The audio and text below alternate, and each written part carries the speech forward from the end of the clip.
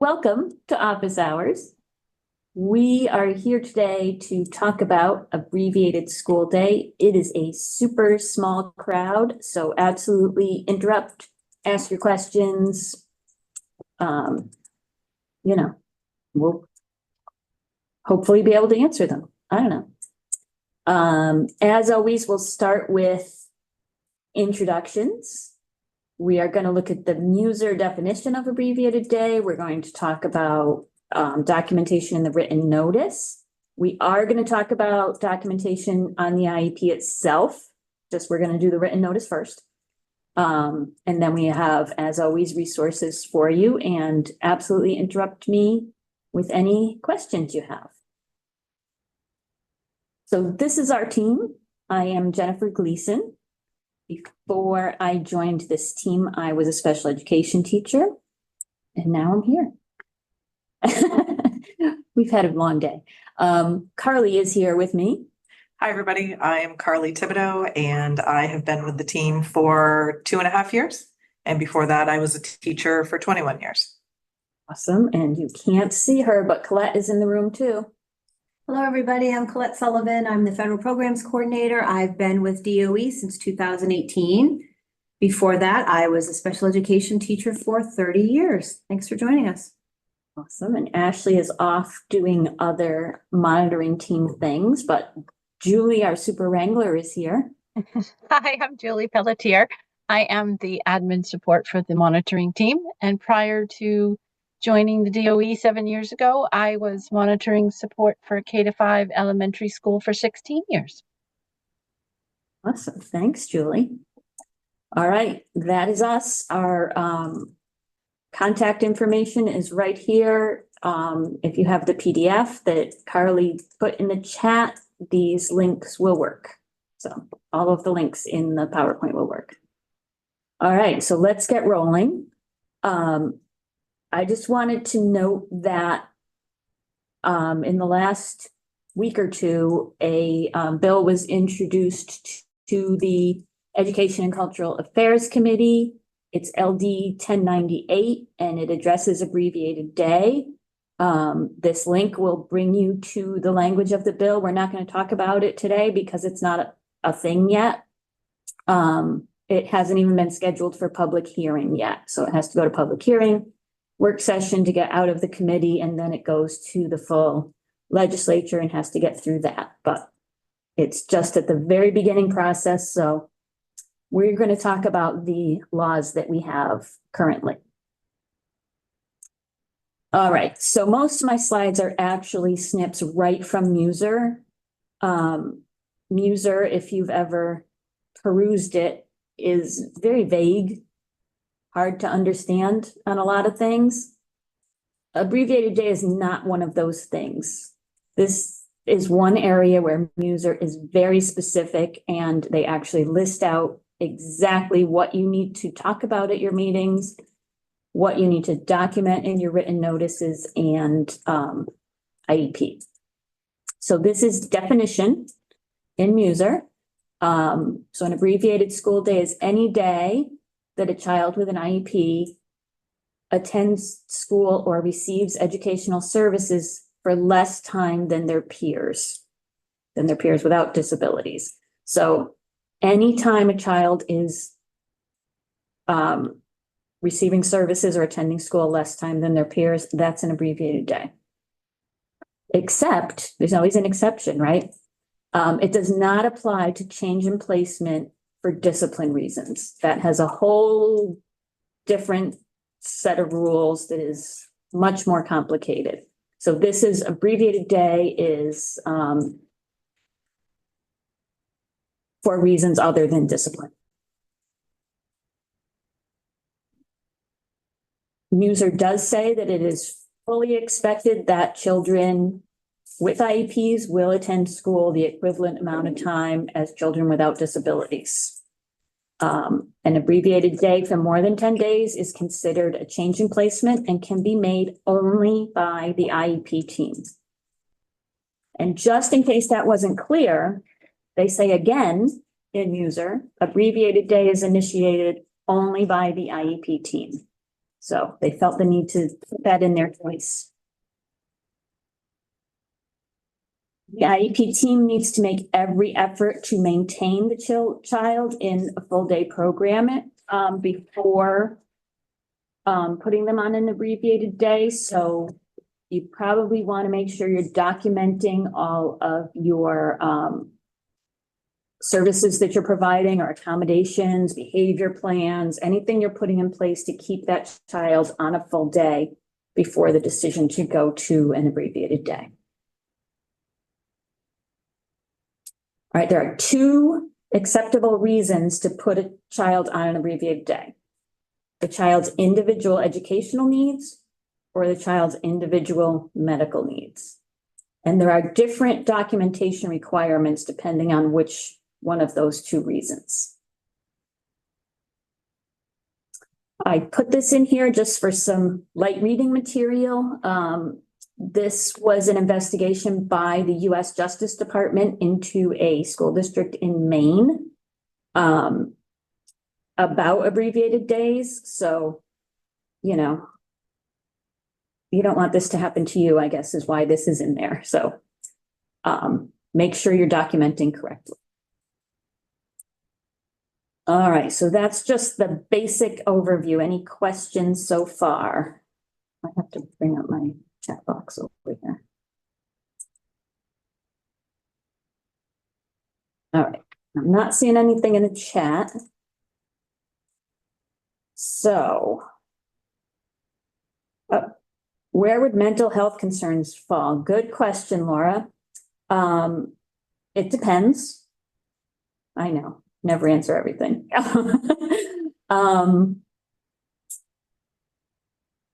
Let's go through and we'll talk about the documentation you need, and that may or may not answer your question. When we get to the end of written notice, before we get to IEP, if I don't come back to this question, bring me back to it, because we may or may not answer that. All right, I have a quiz for you. Here we go. Who can place a student on an abbreviated day? The principal, the parent, the IEP team, or the special education director? It's one of those.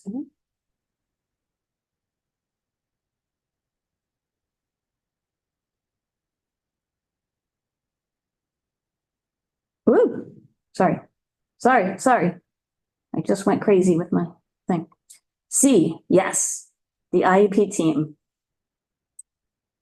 I know that was very subtle through Muser, you know. All right, one more quiz question. How should I document efforts to keep a child on a full day of school prior to placing them on an abbreviated day? Written notice, meeting participant notes, IEP amendments, or we have a couple combinations there.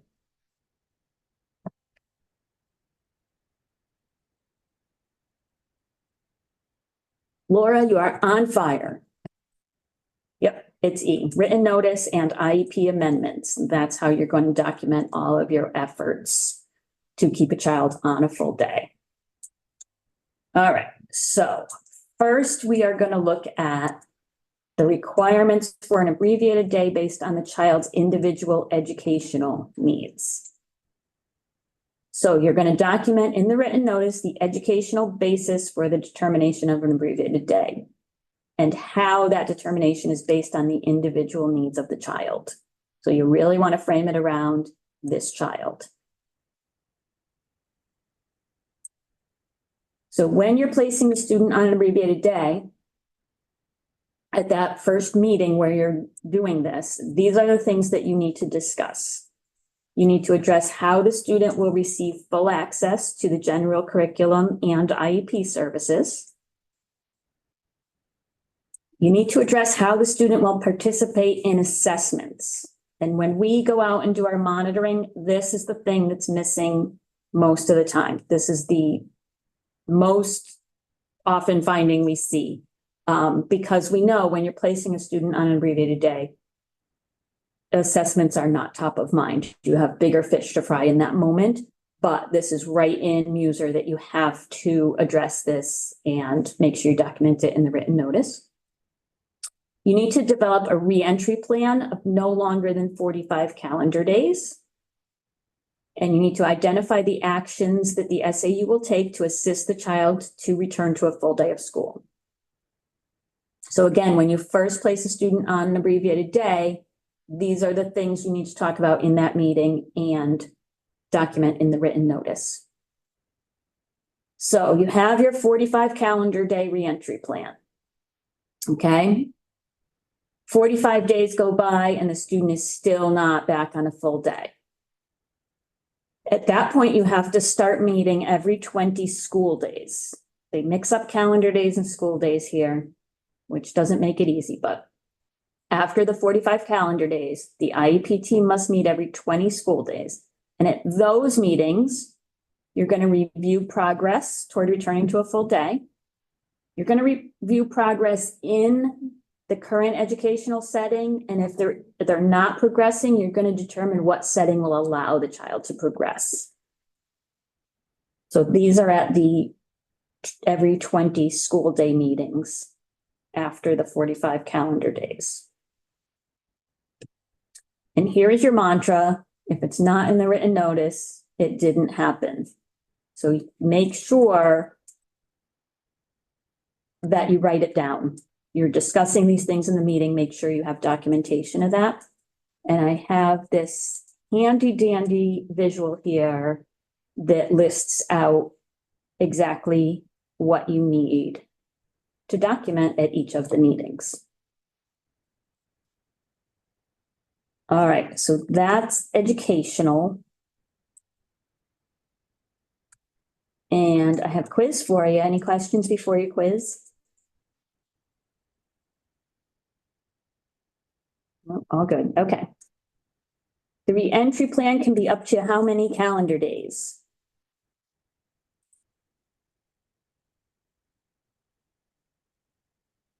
Yep, B, 45 calendar days for the re-entry plan. All right, abbreviated day based on the child's individual medical needs. Now, the documentation requirements for this are very different than the educational one. So you want to document the medical basis for the determination of the abbreviated day. And this is the first meeting placing the child on an abbreviated day. You need to consider the individual medical needs as identified by the qualified medical professional. Address how the student will receive full access to general ed curriculum and IEP services. And again, address how the student will participate in assessments.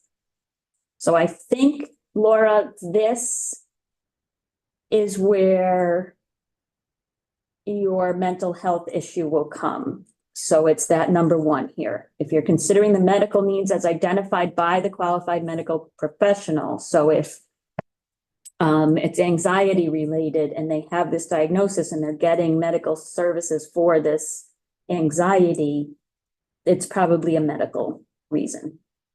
Does that make sense? Does that answer your question? Yes, and I've actually asked parents to bring in that documentation for us to look at it from that perspective. Perfect. Love that. Okay. So you have the first meeting, you discuss all this, you of course documented in your written notice. So when do you need to meet again? You need to meet when the child is medically able to increase their school day. That doesn't mean increase all the way to a full day, but anytime they're ready to increase their day, the IEP team meets to look at the IEP and decide if anything needs to change and, you know, are there accommodations or anything like that.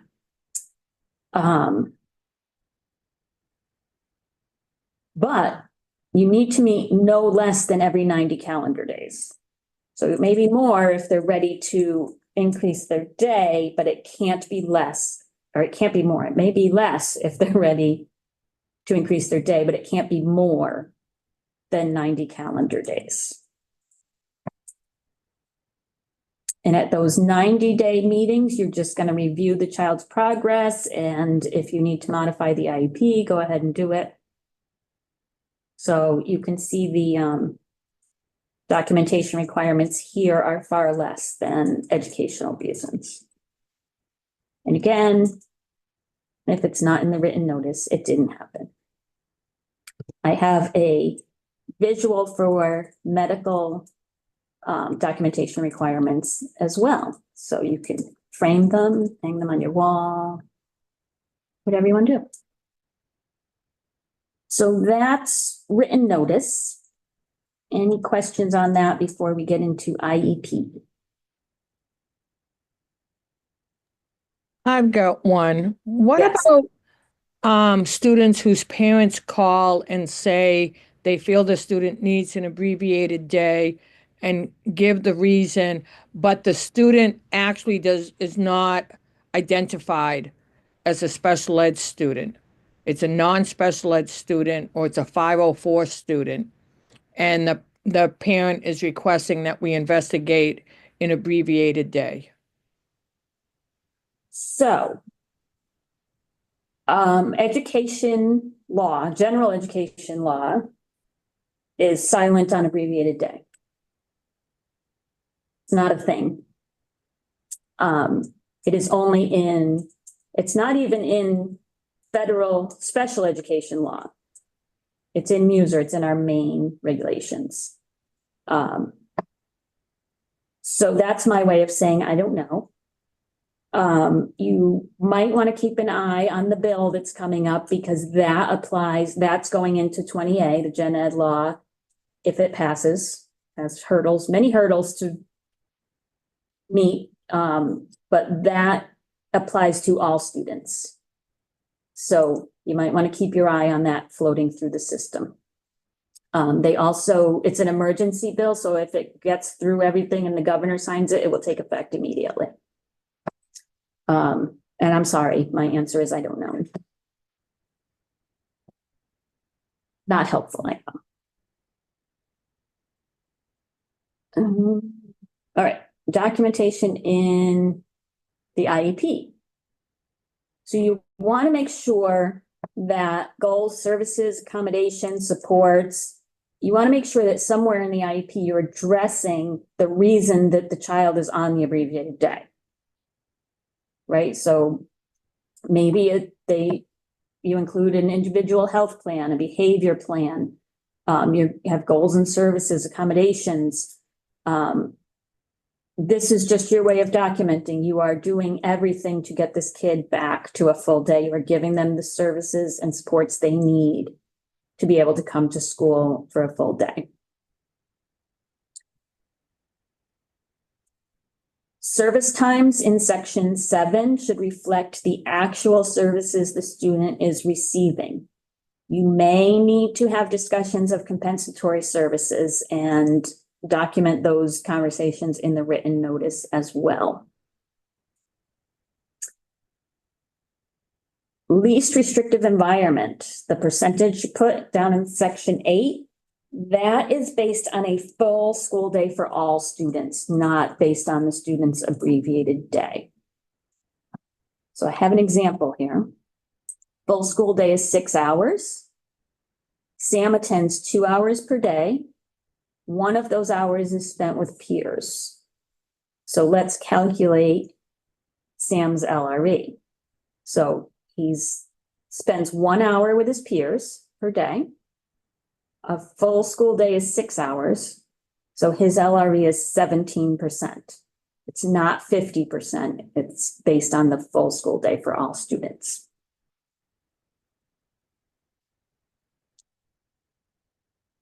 You should expect to amend the IEP quite a bit as the child moves through their reentry plan, or if they don't, those 20-day meetings after the 45 days, because you want to make sure, again, that you're addressing the reason the student is on an abbreviated day. You may have to adjust behavior plans. You may have to adjust accommodations, supports.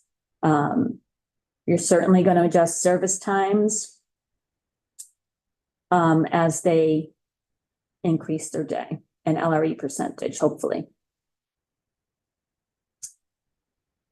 All right, questions before I have one last quiz question for you.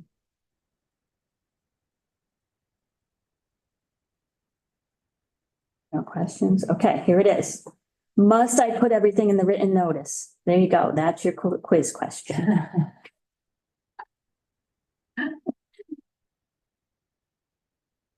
I don't know if I have any wait, don't tell me fans here, but they usually have one question where all of the answers are the right answer, and this is one of those.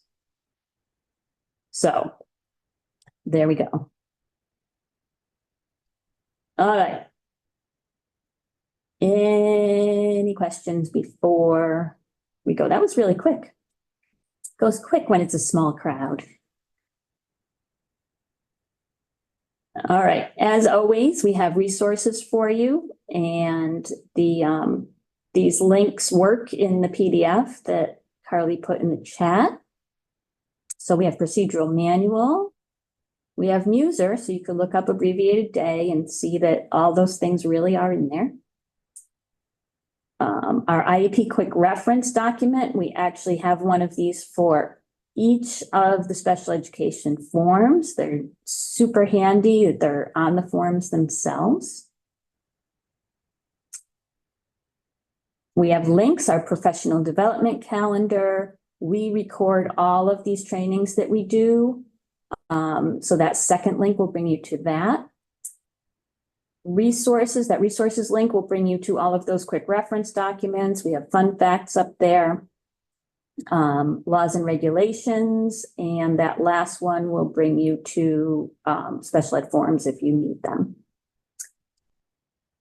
As you know, we do this twice a month on Wednesdays at 3 o'clock. These are recordings of some of our past office hours that we've done this year.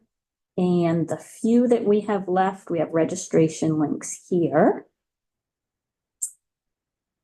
I'm going to put this link in the chat. This is our, hopefully I am, there we go.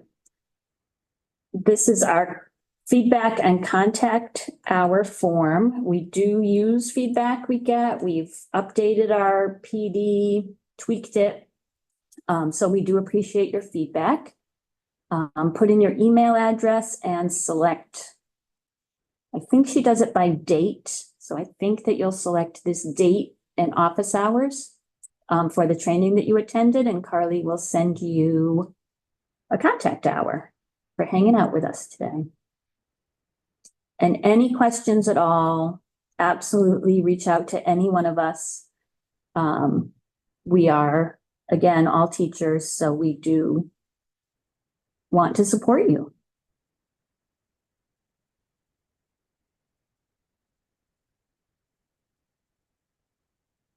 Right.